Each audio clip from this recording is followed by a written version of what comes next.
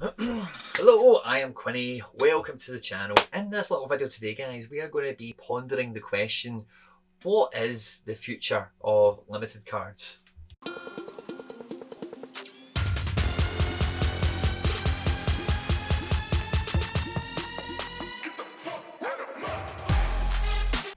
Now, as I was setting up for this next bit, I noticed my best five is rather odd to now. It's all MLS. It's all kind of like, so it just kind of caught my eye and I thought I'd kind of start here. I don't know why, but with limited cards, guys, I've been on the market a little bit, and all I've been doing basically is finding favourites that are, the time that I'm on my phone, have an auction closing soon, and just dropping a couple of bids on a few of them because they seem to come in little batches. There'll be one every hour, like for a day or two. They go in little cycles and whatever. I've got all the nice new shiny Benfica ones out today, which is nice. I might pick up a wee Darwin.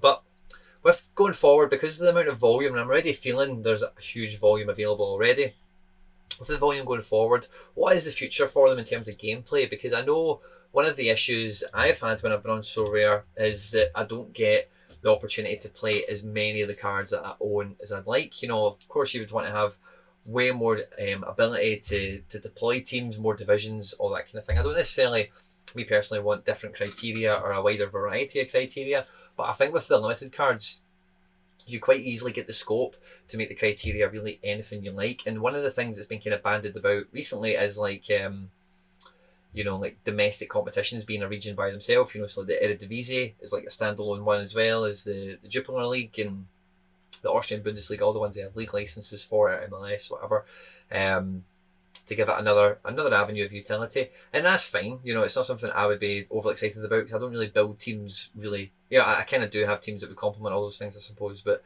I don't set out to build teams that way like I know a lot of people do. But with the sheer volume, because like I'm already finding with me picking up, like I've still got less than 20 limited, right? But you can see even as we're ticking along this page, like you'll see the refresh rate. This 4 just keeps changing and keeps changing. There's so many of these guys coming out. There's so many more to come out.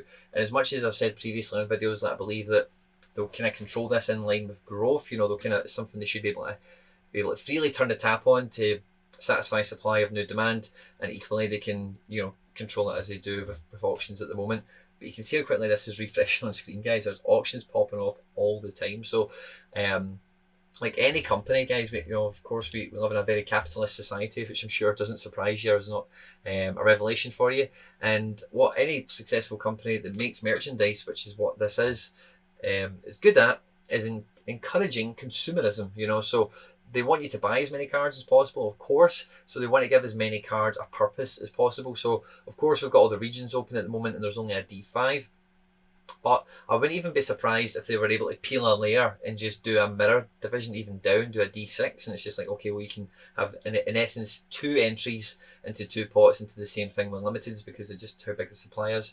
So I don't know if we'll see an innovation like that as such, but I definitely do feel that there has to be more utility for these cards going forward in terms of the variety of methods that you can use to play them in SO5, or maybe they'd even use them as their prototype, if you like, for maybe doing like an SO7 or something like that. It's hard to say really at this point. There's a lot of possibilities it could be, but I think that's one of the things that's really going to be on the main agenda for them.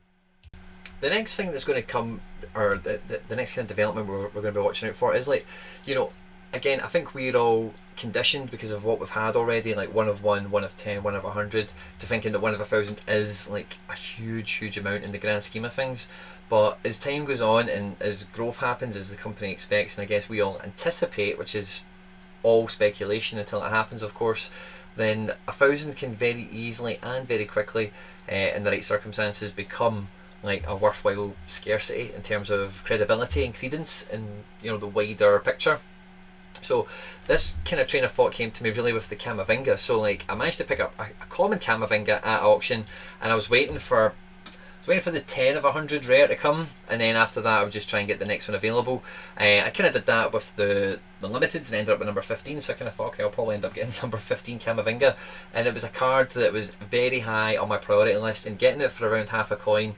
I know the cheapest ones that do exist were like 0.6s and stuff like that, but I didn't see this late in the window his move coming off. I can't believe he's made the move, to be honest with you. It's such a horrible year for him to move.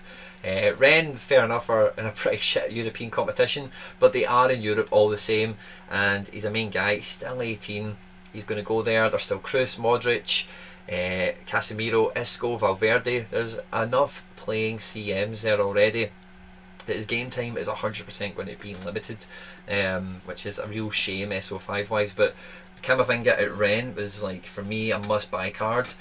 Glad I got a limited, and it's kind of like, it's one of these ones that kind of gave me almost a wee bit of realisation in terms of thinking, right, well, I do already hold value in collecting a limited card already. For the sake of that Camavinga, I'd probably go and buy another Ren limited one rather than pushing, because the last time I checked the rares, let's have a look at it now, it was last time I checked it was like 1.2, and that's just too steep for me, man. For what he's going to be short term, my wallet at the moment is going into the arsenal. You know, I want to be strengthening with that money, things that will actually pay off for me. But yeah, the limiteds are up a decent amount anyway. There's one left on auction, two on auction, and then yeah, the rare 2.2 now is the cheapest one. So that 1.4 one's probably been bought now. So there's not a lot of scarcity for a guy like this. Now, Camavingas do not come around every day of the week. You know, Camavingas and even Odegaard, if you know, it's a good Real Madrid card to have, I would say. But as iconic as Camavinga at Ren, you know, in terms of his career so far, fair enough. His Real Madrid card, I'm sure it'll be a sexy card. I'm sure I'll want to buy it. But the Ren one, because it's his breakthrough team, that's where we're all thinking about pictures of Camavinga when we've seen him in like snippet clips, or if you've caught a Ren's game, you know, and pictures on all the scout tweets and all that kind of stuff. Is that Ren kit is very synonymous with it, is my point. And you know, having a, you know, fair enough though that the scarcity hasn't been fulfilled with him on that, but with some of these other guys, I think as time passes, like if I had like a Haaland Salzburg limited card, I would still hold that in decent regard in my gallery. So I'm quite happy I've got, for example, like a Zakarian, and that kind of thing. And I think for me, like that dynamic of the good limiteds is going to become something quite obvious quite soon, and we're going to have, especially as more rewards get filtered out as well, because with the competitions we've got coming out, and I'm speculating that we'll probably get more to come as time passes us by in the year 2021, maybe, who knows. Then there'll be even more prizes as a result of further competitions being issued out, and it's one of those ones where with rares and super rares, it's very time sensitive. I think with limiteds, within the confines of the season that they're issued, those time constraints aren't really as big of an issue potentially, because like I said, when these guys came out on auction, let's even just have a look at Larson here. I wonder if he's got any limited auctions. But when these guys do come out in auctions themselves, in limited version, they do go out in batches. You know, they'll have like 10 over 2 days. You know, so with a lot of these guys, you can really pick your moment, pick your time of when you want to go and pick them up. Because if they're on runs of 5, you know, over the next 2 days, maybe you can just pick up 1 or 2. Maybe buy one to sell one. I know it's a popular strategy with you know, the guys that have been here for a long time when they were hoovering up rares at these kind of prices.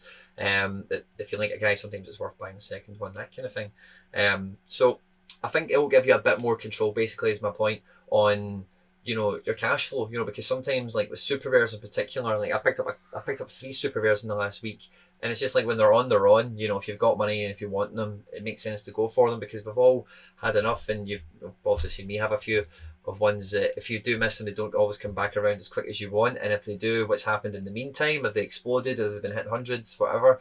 So so with limiteds, because of, you know, it just feels like the velocity when they are issued, it feels like you will be able to be a bit more selective, and you don't need to maybe go, oh shit, the auction's on tonight for that. You know, it would be that way if they dropped one last Camavinga Ren squad number 10 of 100, then you know, it's not going to go under the radar kind of thing. But if it was to get to, you know, 42 or something like that with the rares, you can maybe pick your moment a little bit better, that kind of thing. But with the limiteds, I think at any batch number, really, you're just at the mercy of who's got the same scope as you do, who's looking down the barrel the same time that you are. That's your only thing, rather than, oh, that guy's not had an auction in 3 months and this has happened and that's happened. The cat's out the bag, everyone's going to go for him. Don't think we're really going to have that same dynamic going forward as well. So as it stands right now, guys, like my kind of entry point, I kind of said in the last video I was chatting about limiteds, is I've tried to have like a decent footprint in it just for like said, the initial outlay as being what it was. I think it was about, excluding the Camavinga, I think it was about a quarter of a coin. I don't think it was anything too monumental. Maybe even half a coin, including the goalkeepers. I forget, but whatever my initial outlay is, I think it's probably about half a coin actually. I'm kind of looking at it now. Safanov 0.113 and Maximenko 0.092. So between both of them 0.2, and then see some 0.8s and stuff like that. So excluding the Camavinga, probably about 0.4ish, I suppose. Which is a decent little footprint to start with, and I've just won a reward. He's a decent little guy. He's got good scores. He's U23, so I'm just going to be happily kind of hoover up and just collect a bunch of these and just kind of let them just be isolated within my club, within my strategy, within my sphere, and whatever comes of it comes of it, And if I can pick up guys like a Camavinga, just by chance, I've got another couple of guys that I'd probably want to pick up that are similar to that, and I might even just try and get a bit of a theme going, maybe some Wonder Kids or something like that, something fun, because that's what this is all about, guys. It's a game, and as much as we can think about buying low and selling high and all that kind of stuff, you should have fun with whatever it is you're doing. And for me, it's that collectability for guys that you just want to get your hands on as much cool stuff for as little money as possible. I think we're all kind of in the same boat in that respect. Guys, what's your thoughts on limiteds? What's the current state of play? What is the future? Is there something I've missed you would want included in the video? Drop in the comment section down below, let me know, and I'll interact with you guys there, maybe even feature on the video. Hope you've had fun, guys. Like, subscribe, share, retweet, all that good stuff. Stay out of trouble, and I'll catch you on the next one. Take care. Bye-bye.